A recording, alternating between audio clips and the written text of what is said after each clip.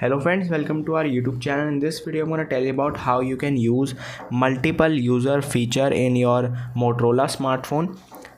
Let's see. Before watching this video, if you have not subscribed to our YouTube channel, then subscribe to it and like our video. So let's start friends. First you have to open your settings, swipe down, click on system. Here it is multiple users. You have to just enable it like this and click on add guest. If you want to add user, you can.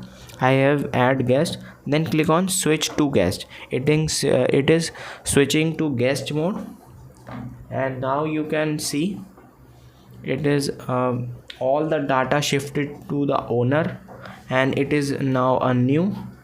You can use multiple user at the same time, and multiple user work on one mobile also. And if you want to change, you can see all apps are not showing, some of the system apps are showing only. First you have to open settings, then go to system, swipe down, and here it is multiple users.